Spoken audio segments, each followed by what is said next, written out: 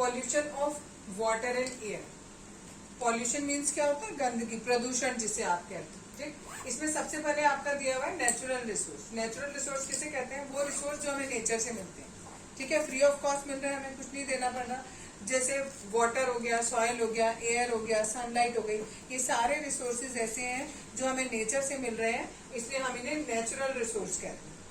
इसके बाद आपका टॉपिक दिया हुआ है कि ये जो नेचुरल रिसोर्स होते हैं ये कैसे होते हैं? दो तरीके के होते हैं, दो टाइप के होते हैं, एक रिन्यूएबल होता है और एक नॉन रिन्यूएबल होता है। रिन्यूएबल वो रिसोर्स होता है जो कुछ दिनों में अपने आप दोबारा से रिप्लेनिश हो जाए, मीन्स थोड़े टाइम के अंदर। ऐसा ना हो कि उसको रिप्लेनिश होने में मतलब हजारों साल लग रहे। अगर उसे हजारों साल लगेंगे तो हम उसे कहेंगे नॉन रिन्यूएबल का नाम दे देंगे।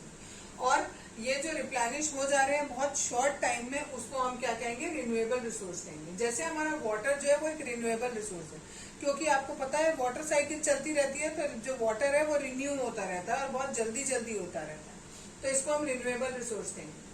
अब है वाटर पॉल्यूशन। मेन टॉपिक हमारा था pollution of water and air. Pollution के बारे में पढ़ रहे हैं, तो वाटर पॉल्यूशन किसे कहते हैं? अगर हमारा पानी गंदा है और वो प्लांट्स के लिए, एनिमल्स के लिए या ह्यूमन बींग्स के लिए या पूरे एनवायरनमेंट के लिए ही नुकसान कर रहा है, कुछ ना कुछ नुकसान पहुंचा रहा है, तो उस पानी को हम गंदा पानी कहेंगे और कहेंगे वाटर पॉल्यूशन। मीन्स पानी जो है वो पॉल्यूट हो गया हमारा।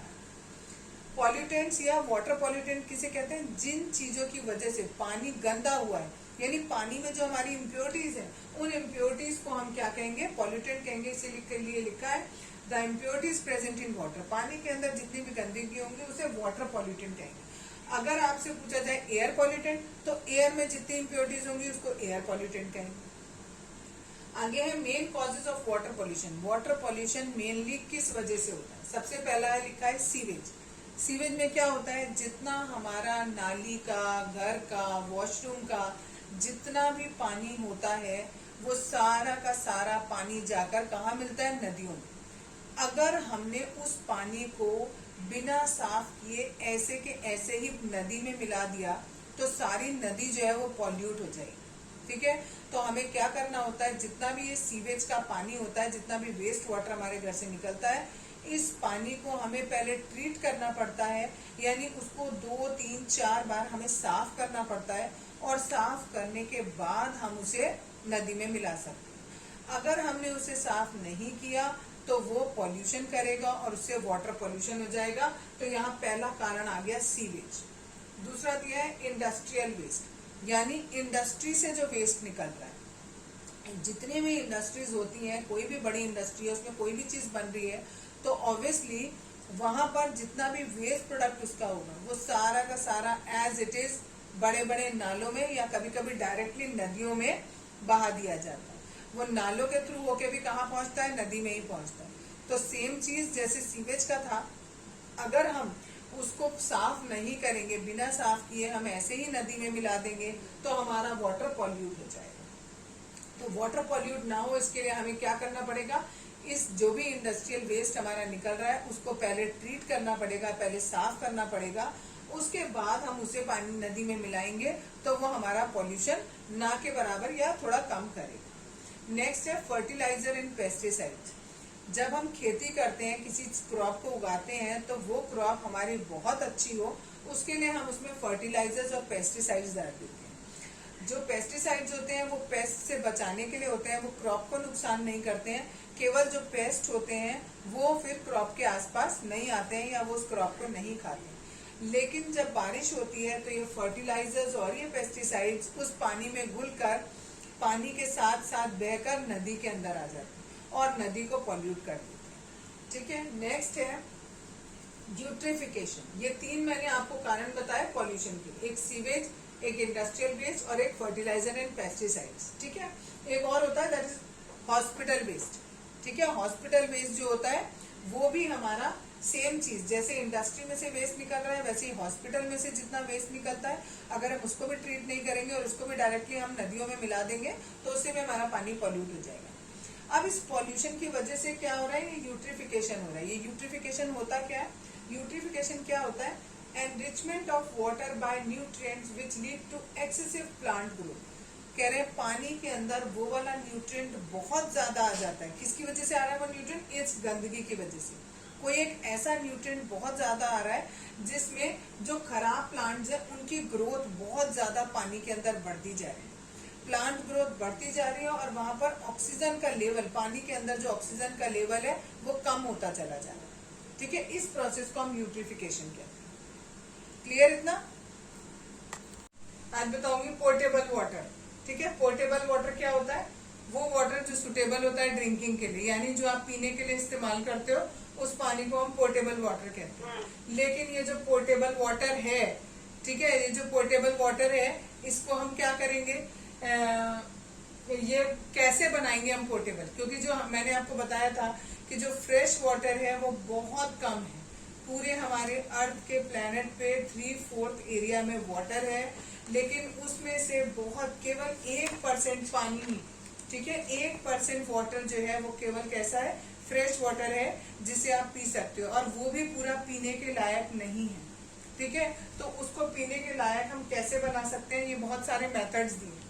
पहला है boiling. Boil water for 15 to 20 minutes, kill the germs. अगर आप पानी को 15 से 20 मिनट तक उबालते हो, खूब ज्यादा उसमें उबाल आ जाना चाहिए। ठीक है, तो उससे क्या होगा, जितने भी इसमें जर्म्स होंगे वो सारे के सारे मर जाएंगे। नेक्स्ट है यूवी लाइट। यूवी लाइट होती है अल्ट्रा वायलेट लाइट।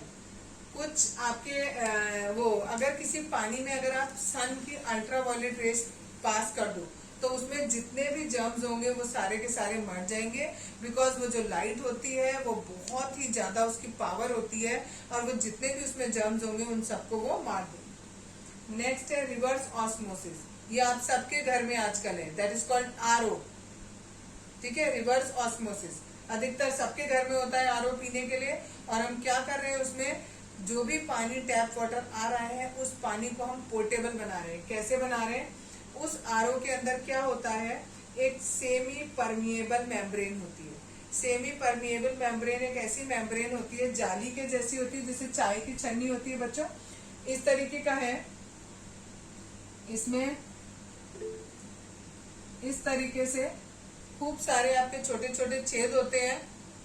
ठीक है, ये आपकी पूरी इस तरीके की जाली होती है। इसमें जो छेद मैंने इतने बड़े बड़े बनाए हैं वो बहुत छोटे छोटे छेद होते हैं, और वो सेमी परमिएबल उसको हम इसलिए कहते हैं क्योंकि उसमें से पानी तो निकल जाता है लेकिन जो गंदगी होती है वो नहीं निकल पाती है, इसलिए उसको सेमी परमिएबल कहते हैं। जैसे आपकी चाय की छन्नी, उसमें से चाय तो निकल के आ जाती है लेकिन जो चाय की पत्ती होती है वो ऊपर ही रह जाती है। ठीक है, इसी तरीके से रिवर्स ऑस्मोसिस यानी आरओ में भी ऐसा ही होता है।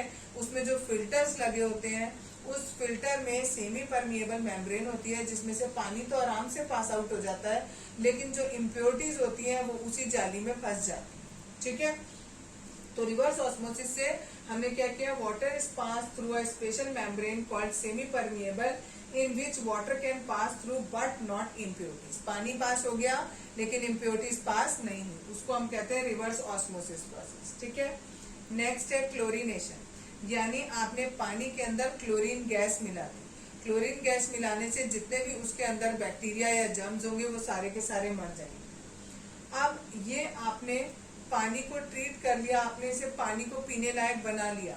मैंने आपको कल बताया था कि जितना पानी आप घर में यूज करते हो, जो आपका वेस्ट पानी होता है, वो सारा का सारा हम लास्टली नदियों में मिला देते हैं, और नदियों में मिलाने से पहले उसको ट्रीट करना पड़ता है, हमें उसे साफ करना पड़ता है। ठीक है, तो उस पूरे प्रोसेस को, जो पानी आपका साफ हो रहा है, उसे हम कहते हैं वाटर ट्रीटमेंट प्लांट। एक जगह होती है, एक प्लांट होता है। प्लांट मतलब वो नहीं कि आपका पेड़ लगा होगा, ठीक है, कोई बहुत बड़ी फैक्ट्री टाइप की होती है, उसको भी हम नाम दे देते हैं प्लांट। तो उसको कहते हैं वाटर ट्रीटमेंट प्लांट। उसका दूसरा नाम होता है वाटर वर्म। इसमें क्या करते हैं हम, सेडिमेंटेशन और डिकेंटेशन वाला प्रोसेस पहले करते हैं। उससे क्या होता है, जितनी भी बड़ी बड़ी इम्प्योरिटीज होती है वो नीचे बैठ जाती है। कल बताया था सेडिमेंटेशन और डिकेंटेशन। सपोज आपने एक बाल्टी ली, उस बाल्टी के अंदर आपका गंदा पानी है, उस बाल्टी को 6, 7, 8 घंटों तक आप बिना टच किए, उसको बिना हिलाए डुलाए आप उसे एक जगह पर रखे रहने दो। तो इस पानी के अंदर जितनी भी इम्प्योरिटीज हैं वो यहाँ सारी नीचे बैठ जाएंगी। ठीक है, तो अगर आपने पानी को टच नहीं किया, बाल्टी को टच नहीं किया, तो आपकी सारी इम्प्योरिटीज नीचे बैठ गई। ये प्रोसेस हमारा कहलाता है सेडिमेंटेशन। और डिकेंटेशन क्या प्रोसेस होता है कि ये जो ऊपर थोड़ा साफ पानी आ गया, इसे किसी एक मेथड से आपने यहाँ से निकालकर किसी दूसरी जगह डाल दिया। अब आपका जो बड़ा ट्रीटमेंट प्लांट होता है वहां आप कैसे करोगे, वहां हम ऐसा करते हैं कि थोड़ी ऊंचाई पर, जितना भी आपका कंटेनर है जिसमें आप पानी स्टोर कर रहे हो, उसमें थोड़ी ऊंचाई पर यहाँ पर हमने एक टैप लगा देते हैं। ठीक है, टैप लगा देंगे और फिर यहाँ से पानी बाहर आएगा। तो जितनी जगह में आपकी गंदगी इकट्ठी हुई है वहां का पानी बाहर आएगा ही नहीं, क्योंकि आपने टैप इस लेवल पे लगाया है जहां के ऊपर साफ पानी है, तो वो साफ पानी आपको मिल जाएगा। ये प्रोसेस कहलाता है हमारा सेडिमेंटेशन और डिकेंटेशन। इससे हमारा क्या होगा, जो पानी में बहुत बड़ी बड़ी गंदगी है वो सारी की सारी वहीं नीचे बैठ जाएगी। अब बात आई, जो ये पानी यहाँ से बाहर आया, उस पानी में अभी भी जो छोटी छोटी इम्प्योरिटीज हैं, बारीक इम्प्योरिटीज हैं, वो अभी भी उस पानी में रह गई। उसके लिए हम क्या करते हैं, उस पानी के अंदर एलम मिलाते हैं, ALUM, एलम। एलम को हिंदी में कहा जाता है फिटकरी। ठीक है, अगर आप फिटकरी को पानी के अंदर डाल दोगे और ऐसे करके हिला दो, एक बार नहीं भी हिलाते हो, आप जस्ट छोड़ देते हो, तो क्या होगा, वो फिटकरी के ऊपर सारी गंदगी चिपक जाती है और सारी की सारी नीचे बैठ जाती है।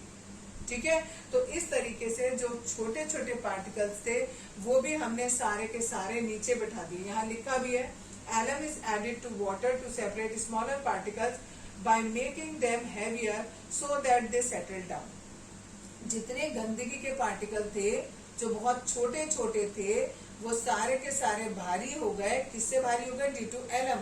और जब वो भारी हो गए तो वो नीचे बैठ गए। इस प्रोसेस को हम कहते हैं लोडिंग। एक नंबर में कई बार पूछा जाता है व्हाट इज लोडिंग, तो लोडिंग में आपको यही प्रोसेस इतना लिखना है। नेक्स्ट, अब आपने बड़ी गंदगी निकाल दी, छोटी गंदगी निकाल दी, अब क्या करोगे, the water then filter by passing it through sand filters. आपने सैंड फिल्टर्स ले लिए और उस फिल्टर में से उस पानी को आपने पास कर दिया। ठीक है, अब जो पानी आएगा वो आपके पास साफ होगा, लेकिन अभी भी उसमें आप क्लोरीन पास कर दीजिए, जिससे अगर कोई जर्म्स रह गए हैं तो वो जर्म्स भी उसमें किल हो जाए। क्लियर, इस तरीके से हमें पूरा कैसा पानी मिला, पोर्टेबल वाटर पानी मिल गया। जो पानी यहाँ से मिला उसे हम पानी को किसमें मिला सकते हैं, नदियों में मिला सकते हैं, फिर वो हमारे पास आएगा और देन हम उसको यूज कर सकते हैं। क्लियर, हाँ, आज बताऊंगी वाटर कंजर्वेशन के तरीके। पहली बात, वाटर हमें कंजर्व क्यों करना है। ठीक है, जितना भी हमारा पानी है, मैंने बताया था लिमिटेड पानी है जो पीने के लायक है, तो आपको क्या करना है, अगर आप उसे कंजर्व नहीं करोगे तो वो खत्म हो जाएगा। तो हम पानी को कंजर्व इसलिए करते हैं कि हमें जो पानी है वो पीने के लिए या अपने यूज के लिए वो पानी मिलता रहे, इसलिए हमें पानी को कंजर्व करना होता है। पानी को कंजर्व करने के क्या क्या तरीके होते हैं। पहला तरीका दिया है अवॉइड वेस्टेज। आप बिल्कुल भी पानी को वेस्ट मत करो, जितना जरूरी है उतना यूज करो, बाकी जरूरी नहीं है तो आप उसे बेकार में वेस्ट मत करो। नेक्स्ट है use better method of irrigation, for example drip irrigation system. आप पानी में जब इरिगेशन कर रहे हो, खेती में जब आप इरिगेशन वाला सिस्टम अप्लाई कर रहे हो, तो आप वहां पर जो सिस्टम है वो ड्रिप इरिगेशन करो। ड्रिप इरिगेशन में क्या होता है, जो आपके पौधे होते हैं सीधे उनकी जड़ों में पानी दिया जाता है, उससे हमारा पानी का वेस्टेज बहुत ही कम हो जाता है। नेक्स्ट है रिसाइकलिंग ऑफ वाटर। जो भी पानी आपको मिल रहा है उस पानी को रिसाइकिल करो। ठीक है, अगर आप उसे दोबारा यूज रिसाइकिल कर सकते हो तो रिसाइकिल कर दो। जैसे जो फैक्ट्रीज में से जो पानी निकलता है, ठीक है, अब वो फैक्ट्री वाला पानी आपको पीना तो है नहीं, ठीक है, अगर उसके अंदर कोई ऐसा मेन केमिकल नहीं है तो उस पानी को थोड़ा सा छान लो, एक आध बार साफ कर लो और उसी पानी को फैक्ट्री में आप दोबारा यूज कर लो। नेक्स्ट है इफेक्टिव फ्लड कंट्रोल। अगर सपोज कहीं कोई फ्लड आ रहा है तो आप, जैसे आपको पता है कि ये वाला एरिया है, इस एरिया में बहुत फ्लड आता रहता है, तो आप क्या करो, डैम्स बना दो, वहां पर रिजर्वायर्स बना दो कि जितना भी फ्लड आए और अगर आता है तो उसका जो पानी है वो एक जगह इकट्ठा होता है और उसे आप फ्यूचर में यूज कर पाओ। नेक्स्ट है सॉइल कंजर्वेशन। सॉइल कंजर्वेशन आप कैसे करोगे, सॉइल को कंजर्व करना है, दैट मीन्स आप उस पर प्लांट लगाओगे। अगर प्लांट लगाओगे तो मैंने आपको कल भी बताया था कि सपोज करो ये और ये आपके प्लांट्स लगे हुए हैं और बारिश होती है, तो यहाँ का जो पानी है वो कहीं नहीं बह के जा पाया, इन दोनों पेड़ों के बीच में जो पानी है वो कहीं बह के नहीं जा पा रहा है, साइड वाला पानी तो निकल गया, बट जो ये बीच का पानी है सारा का सारा नीचे सीप आउट हो जाएगा, नीचे चला जाएगा। तो आपका जो ग्राउंड वाटर का लेवल है वो इंक्रीज हो जाएगा अगर आप सॉइल कंजर्वेशन करते हो तो।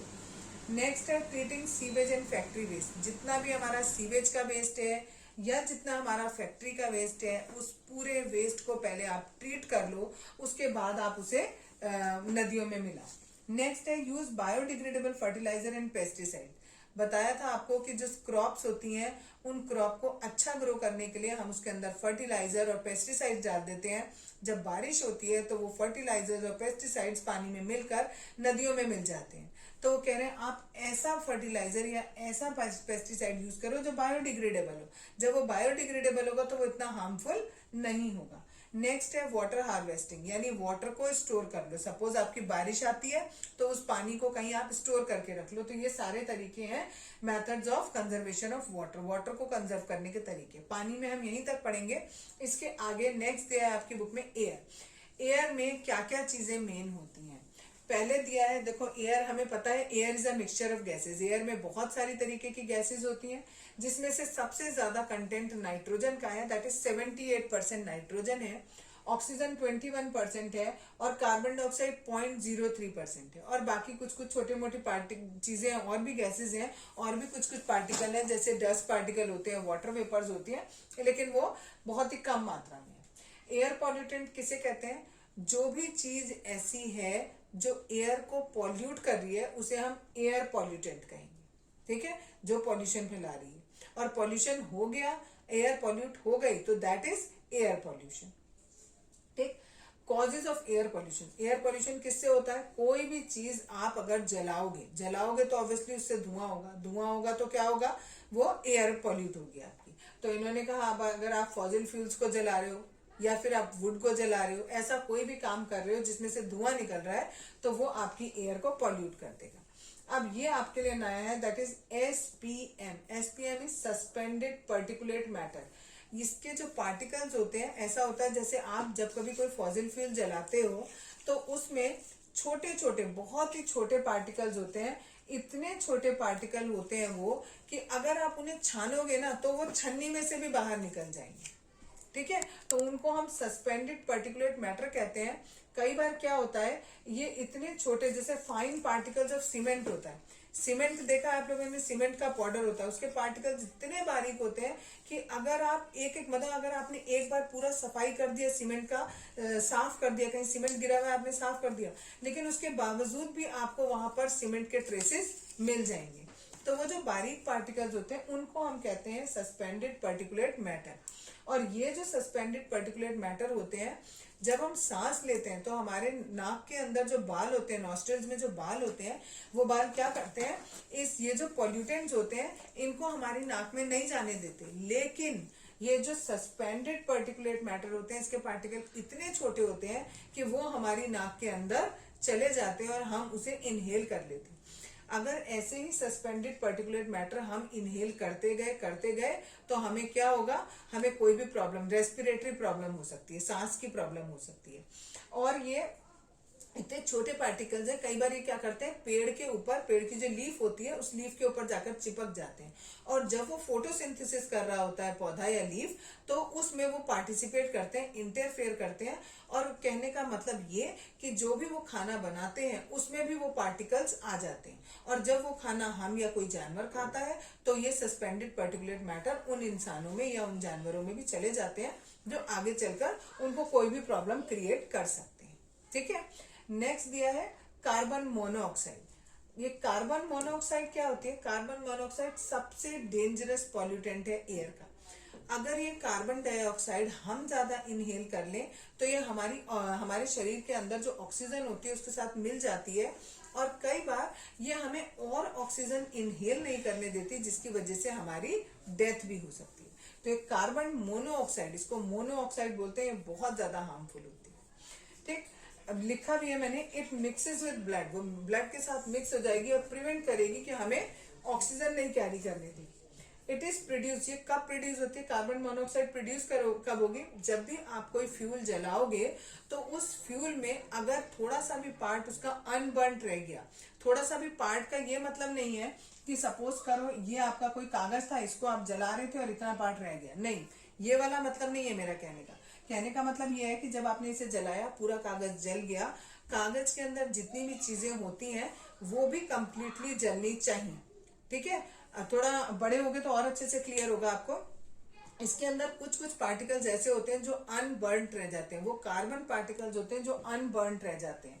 अगर वो बहुत ज्यादा हो जाते हैं तो ये हमें रेस्पिरेटरी प्रॉब्लम हो जाती है। इसके बाद इन्होंने दिया है next is green house effect. Green house effect किसे कहते हैं? एटमॉस्फेयर में जो कार्बन डाइऑक्साइड है वो क्या करती है, सन की एयर को ट्रैप कर लेती, सन की हीट को ट्रैप कर लेती है, अपने अंदर पकड़ के रख लेती है, ठीक है। उसकी वजह से अर्थ का टेम्परेचर जो है वो धीरे धीरे करके बढ़ने लगता है।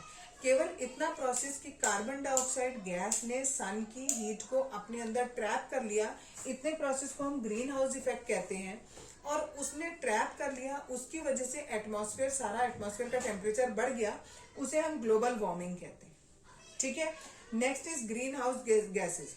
ये जो काम, ग्लोबल वार्मिंग का काम जो है कौन कर रहा है? ये मीथेन, ये नाइट्रस ऑक्साइड होगा, sorry, it is nitrous oxide, NITROUS, nitrous oxide और वाटर वेपर, ये तीनों मिलकर ग्रीन हाउस इफेक्ट करती हैं। इसलिए हम इन तीनों गैसेस को हम ग्रीन हाउस गैसेस का नाम देते हैं। क्लियर है इतना?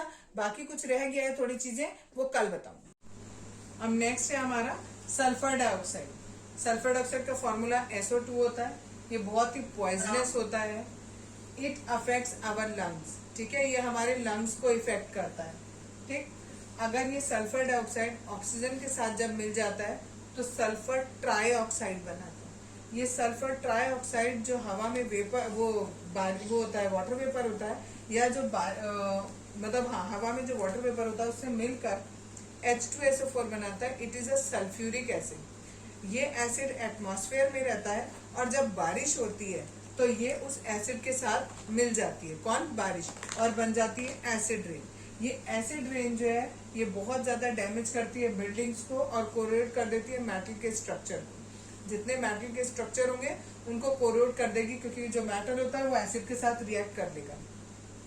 नेक्स्ट पार्ट है नाइट्रोजन डाइऑक्साइड। इसका सिंबल NO2 होता है। ये भी बहुत ज्यादा पॉइजनस होती है, हमारी आंखों को इरिटेट करती है। मीन्स जैसे पॉल्यूशन बहुत ज्यादा होता है तो आंखों में जलन होने लगती है, तो वो जलन इसी की वजह से होती है, और ये भी हमारे लंग्स को इफेक्ट करती है। दूसरी बात ये कि ये जो NO2 है ये वाटर के साथ रिएक्ट करके HNO3 बनाती है। ये HNO3 क्या होता है? नाइट्रिक एसिड होता है। जैसे यहाँ पर ये सल्फर डाइऑक्साइड जो है, सल्फर ट्राइऑक्साइड वाटर के साथ रिएक्ट करके सल्फ्यूरिक एसिड बना रही थी, ऐसे ही यहाँ पर ये नाइट्रोजन डाइऑक्साइड वाटर के साथ मिलकर HNO3 यानी नाइट्रिक एसिड बनाती है। इस नाइट्रिक एसिड से भी एसिड रेन होती है। अगर पानी इसमें भी मिल जाएगा तो उससे भी हमारी एसिड रेन होगी। नेक्स्ट है क्लोरोफ्लोरोकार्बन। इसका शॉर्ट फॉर्म हम लिखते हैं CFCs, S भी लगा देते हैं बिकॉज क्लोरोफ्लोरोकार्बन कहा जाता है, ठीक है।